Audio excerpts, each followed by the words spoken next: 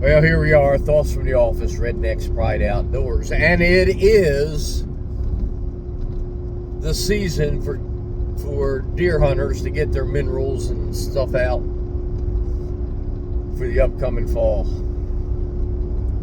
And it doesn't matter what product you're using. Of course, I want you to use our products here at Rednecks Pride Outdoors, but this video is more or less dealing with minerals on whatever product you're using. Okay, that's not what the intent is, to address some of the situations or questions that's always asked of me. And one of the biggest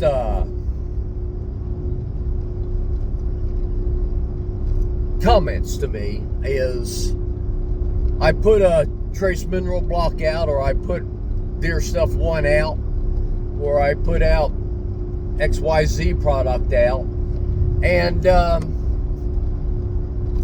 the deer aren't really hitting it. How come? And this is one of those things that I will immediately ask, are the deer hitting it at all? And they will say either yes or no. Okay. If it's yes, it's usually, yeah, they're hitting it, but they're not really on it hard. They're just a little bit of a, come in, visit it, and lick, and go away if you're using a block, or dig if you're using something like Deer Stuff 1. And I'll say, well, what are you expecting that to be with a trace mineral? Now we're talking about trace mineral. And they'll say, well, we expect them to be on there a lot. And I'll say, you ever see a salt lick in a cow pasture or horse pasture? Most people would say no, okay, because they're not cattlemen or horsemen. And I'll say, well, that one block, that 120-pound block or whatever, will last a year. And the reason is it's only there for the cows or the horses to come get a few licks on it to satisfy their urge, and then to go away from it. That's the same thing as we're looking for our trace minerals or our mineral blocks for deer. They're not going to be on that thing hours upon hours like a bait station. They're going to come in and for example, Deer Stuff 1 product, we love to put it into a deer stump, or into a rotted stump, because it seems to hold it better. But they'll come in, and you'll get your videos where the deer will come in, and they will, if you're only using trace mineral now, I'm talking about, all right, they'll come in, they'll hit it for a minute or two, 3 minutes or 4 minutes, and then they walk on off. And that's why, one of the rules, if you will, is try to put it within a short distance of some type of water, because that salt and those other minerals that's in there will cause a thirst. And they're not going to camp out on this thing hours and hours and hours. They're going to come in, they're going to spend a little bit of time there, lick a little bit, dig a little bit, and then they're going to go off. And that's what it's supposed to do. You don't take salt on your food and keep dumping salt every time you go to take a bite. You put a little bit of salt on there just to make it taste, just to satisfy that urge. So there's a misconception to a lot of folks, especially first-time folks, when they're putting out a block or whatever, and they're saying, I'm just not seeing the deer on it like I thought it should be. Well, first of all, it's not a bait station. All right? And it doesn't take a whole bunch to satisfy their urge. Now, everybody, I'm going to get myself in trouble here. I'm a creationist. I'm not all right. God put an urge into these animals to get what they want. They eat acorns in the fall because there's an urge. It's not because they're eating acorns, because they know they need to put a fat reserve on. Okay, if you want to believe that the animal is all-knowing and he knows that he's got to eat X amount of pounds of acorns to put on the fat reserve, then you go right ahead. But I prefer to believe God put an urge inside those animals, an instinct to eat the acorns at the right amount of time, because God knew they need to put on a fat reserve, not because the animal knows they got to put on a fat reserve. I also believe that's the same thing with trace minerals this time of year, is because these animals just have that urge because God put it into them, not because they know they need to grow their antlers bigger or what have you. The female just drops her fawn. The urge is to get that mineral intake. All right? Not because she knows she's got to, in order to supply constant milk supply. The next question that was always asked is, they're not hitting it at all. And this is probably asked more than any other question out there for this, for trace minerals or even food plots for that. And I'll say, well, where did you pick to put it down at? And they'll say, where I want the deer to be.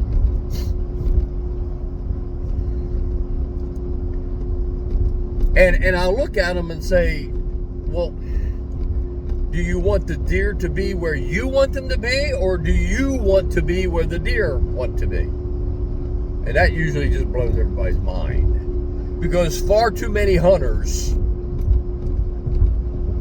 just think that you go out and you pick a tree that's magically great for you and that the deer come. Build it and they will come. The same thing. You take your trace mineral and you put it in a spot where the deer are not going to be or don't want to be. You got a rough road ahead of you. Where does the farmer, the rancher, put the salt lick in the pasture for the horses and the cattle most of the time? If they're a cattleman or a horseman that knows what they're doing, where's the salt lick? By the water trough. Oh, so you want to put it by water? No, that's not what I'm saying. Now, yes, you want to put it by water because you don't want them to walk a mile for water. But the key is the water trough is in a part of the pasture to where the animals are going to be a lot. So therefore, the salt lick, the mineral block for cattle or horses, is placed where the animals are going to be naturally and not draw them to the far corner of the pasture that they're never in. The same thing with your deer. Find your spot to where the deer are going to be at that's close to water. Or if you're just trying, I'll rephrase that. If you're just trying to give them nutritional value. If you're trying to give them nutritional value and you want them to be healthy, okay, then you pick your spot where the deer are always going to be naturally, that's close to water. If you're looking at minerals, which is what my products mainly use, Deer Stuff One is not a nutritional value product marketed for. In other words, I'm not marketing Deer Stuff One to make your antlers grow and your deer be healthy. It does. It's got all the same basic, it's got all those same minerals in it.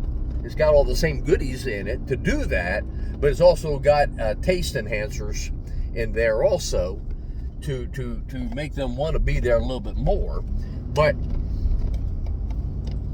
my Deer Stuff One is made to create a habit for the deer to come to a spot 6 months from now so I can hunt and kill them. You know, I laugh and say, yeah, deer stuff want to make their antlers get bigger, but I don't eat the antlers.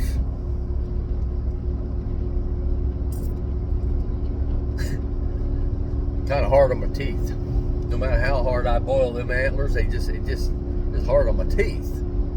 The deer stuff one is there to create a habit this time of year when the deer are seeking mineral.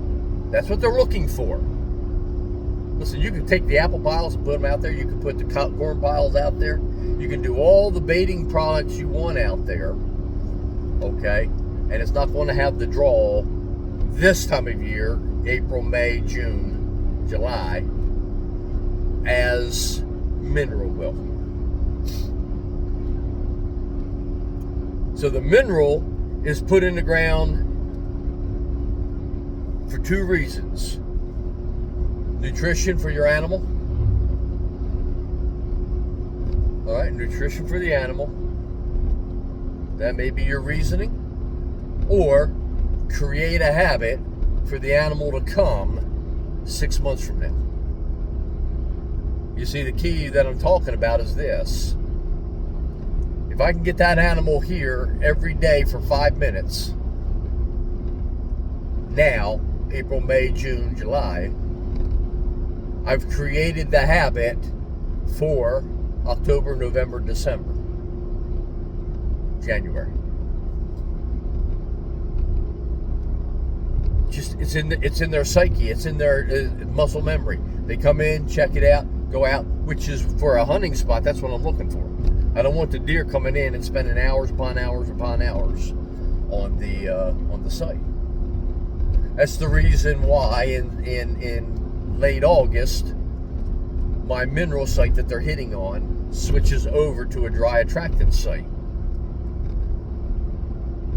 And we only put enough dry attractant out there for them to eat and to come consistently to check it out every 5 to 7 days.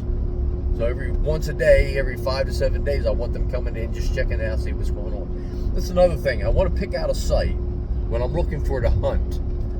I want to pick out the site that they're going to be at, where they want to hunt, where they want to be, not hunt, but where they want to be feeding or loafing or doing whatever.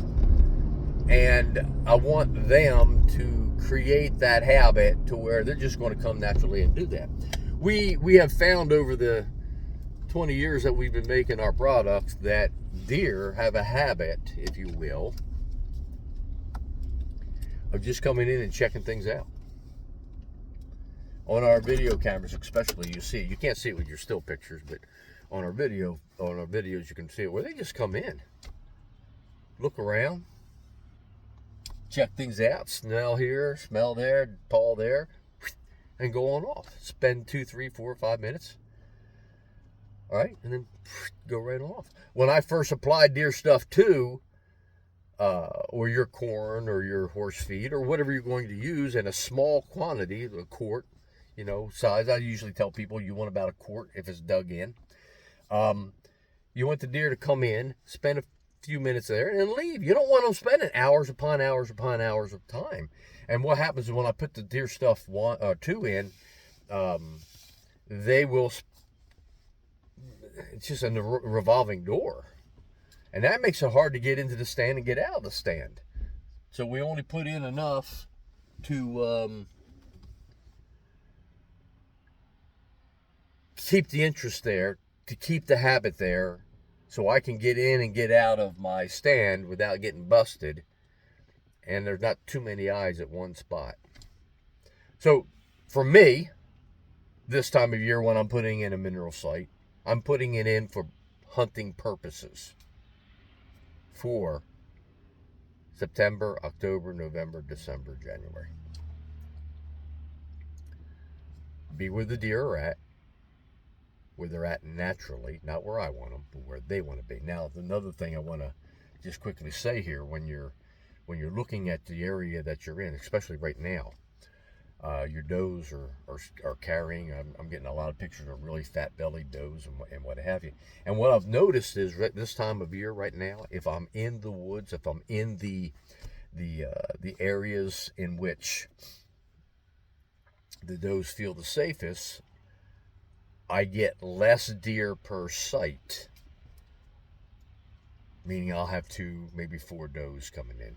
I'll get a buck coming in, and the bucks come in and out and all that. But I tend to get less deer per site this time of year. And I've seen it where we've done experiments where we've taken, say, a perimeter of a field, say it's a 100-acre field, and I will put in 4 test sites around that perimeter. I will have different deer, does especially, at each one of those sites right now. Now, as we get into July-ish, then you're going to see that start to change. And you're going to actually see some sites not working as well, if you will, as the other sites, because now the deer are transitioning back into the herd mentality, not the isolated. See, the does, I think the does tend to go off on their own to have their fawns this time of year. They're not having them in these great big groups in the woods. I'm talking about that drop their young. They're isolated. They're going to be that doe, that fawn. Now, as we get into July, or when you get into the field, so if you've got a green field and they're all coming out to that green field to feed, then you're going to have a different situation with your mineral site. And that's where you're going to pick your one spot. That's where your early season hunting situation really helps. You pick the field, you pick the corner, you pick the spot where the deer tend to come into that field, and you put your mineral site in on the edge of that field or whatever. And now you're going to have less activity at that. You may have less activity at that site for your does that's carrying. Your barren does and your bucks will be more on that. It's all the same. You're creating a habit. So if you like to hunt in the woods, then you go in the woods just this time of year. Expect to see less deer per site until about July. If you want all the deer and you're feeding for nutrition or hunting, then get on your edge where all the deer are congregating at, but you may see less deer on that site at this point until the females drop their young. Then once they drop their young and the fawn are up and moving around pretty good, then you'll start to see more deer coming onto that side. I know I hit you with a lot of stuff this morning on that, but this is all based on an old redneck over 20 plus years, probably longer than that, but 20 plus years of creating a habit for hunting deer. And we call it 365 day habit to kill your deer. All right, well, hopefully this is informative, and I know a lot of you are going to, whatever, we as outdoorsmen do that. But for those of you who have a mind that's open a little bit, think about the things. Think about your area. Think about your spots. Think about where you want to put that mineral system in to change it over to a bait system, if you will. And when I say bait, I mean edible. I don't like bait piles. I don't like bait piles. I detest bait piles. I'm not against them. I don't like them. I don't use bait piles. Okay? I don't like. I want the dry attractant appeal, dig it in, have them come in, have them leave. Revolving door all day long. All right. Thoughts from the office, Rednecks Pride Outdoors. I got to get out here and check some groundhog contract sets, and it's drizzly and I'm going to get wet, and I don't want to, so I'm killing time here. All right, talk to you later. Rednecks Pride Outdoors. We'll leave it there.